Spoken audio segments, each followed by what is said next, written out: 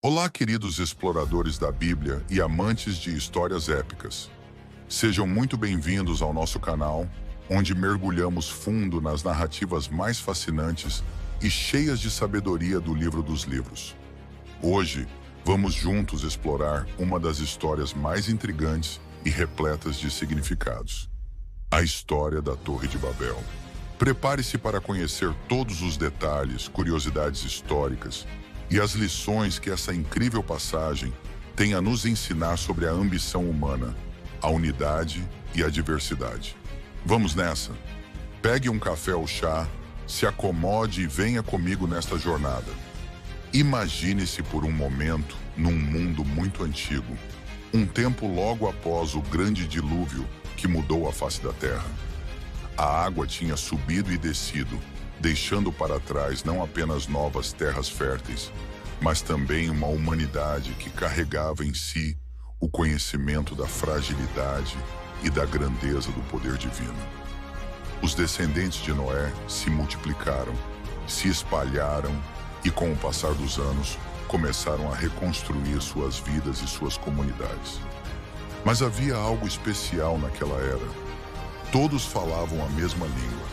Sim, cada palavra, cada expressão era compreendida por todos, e isso criava uma sensação de unidade e pertencimento que hoje parece inimaginável.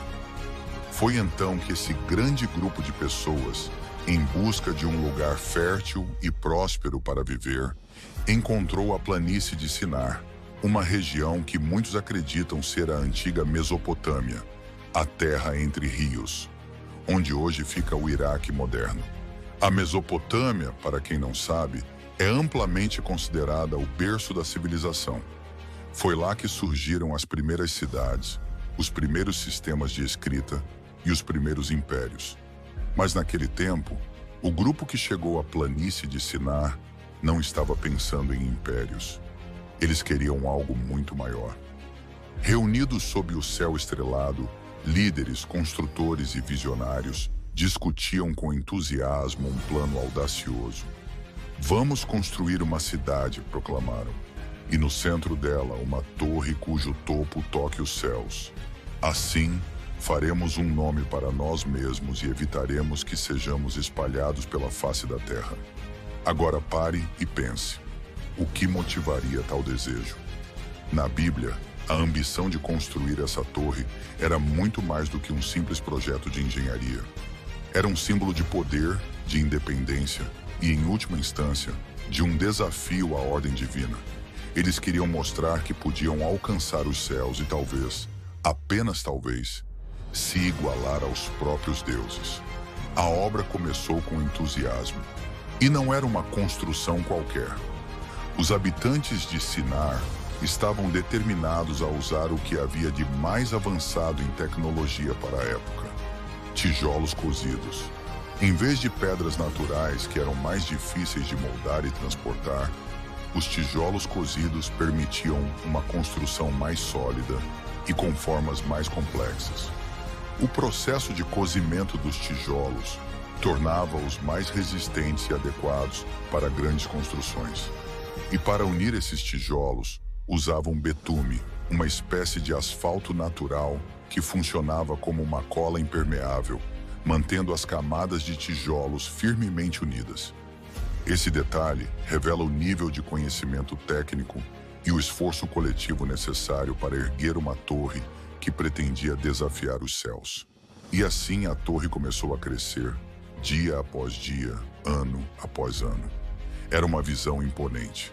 Viajantes que passavam por Sinar ficavam boquiabertos ao ver a estrutura subindo em direção ao céu.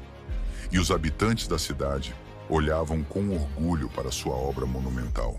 A torre se tornava um símbolo de união, de ambição e, para alguns, de orgulho.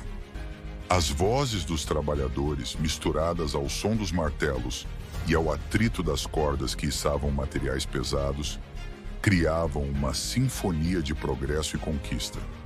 Mas do alto dos céus, Deus observava a obra dos homens com atenção. Ele não via apenas uma construção, via os corações das pessoas. Eles estavam unidos, sim, mas por um propósito que os afastava da humildade e da dependência divina. E como sabemos, na Bíblia, quando a humanidade busca a glória sem reconhecer sua posição em relação a Deus, as consequências nunca são leves. Foi então que Deus decidiu intervir. Vamos descer e confundir a língua deles, disse Deus, para que não consigam mais se entender. E num piscar de olhos, a ordem se tornou caos. Imagine por um momento a confusão. Um trabalhador que estava pedindo um tijolo gritava sua solicitação, mas recebia olhares vazios. O que era uma palavra familiar, de repente, soava como um idioma estrangeiro. Gestos nervosos, expressões de desespero e então gritos de frustração. O que antes era uma obra de engenharia e cooperação tornou-se uma cena de total desordem. A obra parou. A torre que deveria tocar os céus ficou inacabada. As vozes que antes ressoavam em harmonia se transformaram em um mar de línguas diferentes. E a unidade que mantinha a obra em pé se desfez. Pequenos grupos que conseguiam se comunicar formaram-se rapidamente. E percebendo que não podiam mais viver juntos como antes, começaram a se dispersar por todas as direções. Assim, a humanidade se espalhou por toda a Terra, levando consigo diferentes línguas, culturas e modos de vida. A cidade que um dia foi símbolo de unidade e esperança, tornou-se Babel, um nome que significa confusão. E, durante gerações, essa torre inacabada permaneceu como um monumento silencioso, um lembrete poderoso de que a ambição desmedida, sem humildade e sem o reconhecimento da dependência divina, leva à queda. Mas essa história não acaba aqui, meus amigos. Vamos explorar algumas curiosidades que tornam essa narrativa ainda mais fascinante. Você sabia que muitos estudiosos acreditam que a Torre de Babel pode ter sido inspirada nos zigurates da antiga Mesopotâmia? Essas estruturas em forma de pirâmide de degraus eram comuns na região e serviam como templos para os deuses. Uma das mais famosas foi o zigurate de Etemenanque, localizado em Babilônia e dedicado ao deus Marduk. Segundo registros históricos, ele tinha cerca de 90 metros de altura, uma façanha impressionante para a época, e sua silhueta dominava o horizonte da cidade. E por que Deus confundiu as línguas? Essa é uma pergunta que desperta curiosidade até hoje. Muitos teólogos e estudiosos acreditam que a confusão das línguas foi uma forma de Deus impor limites à ambição humana e relembrar a humanidade de sua posição em relação ao divino. A história de Babel é uma alegoria sobre o perigo de uma ambição desenfreada e da busca por poder sem humildade. É um lembrete de que a unidade é poderosa, mas quando usada para objetivos que desafiam a ordem estabelecida por Deus, pode ter consequências desastrosas. A história de Babel tem paralelos em outras culturas antigas. Na mitologia grega, por exemplo, a história de Ícaro e Dédalo carrega uma mensagem semelhante. Ícaro, em sua arrogância, voou perto demais do sol com asas feitas de cera, e o calor derreteu suas asas, fazendo-o cair no mar.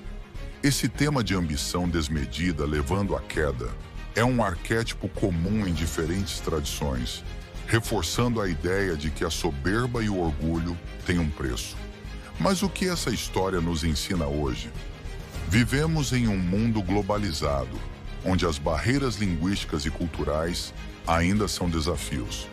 Com a internet e a tecnologia, temos ferramentas que nos permitem traduzir e entender idiomas diferentes em questão de segundos.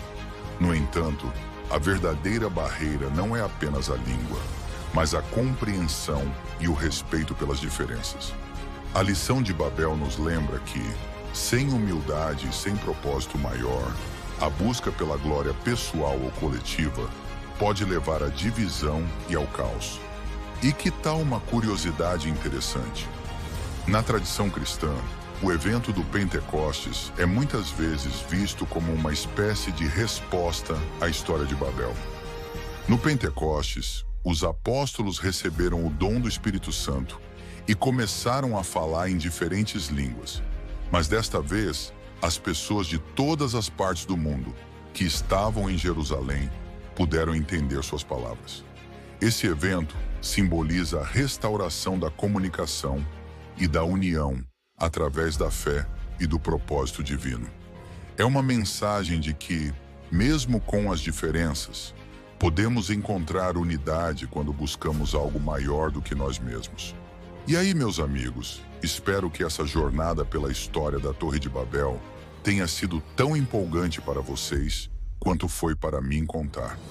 Se você gostou, não se esqueça de se inscrever no canal, deixar o seu like, ativar o sininho para receber todas as nossas notificações e compartilhar com aqueles que, como você, buscam entender as grandes histórias da Bíblia e suas lições de vida.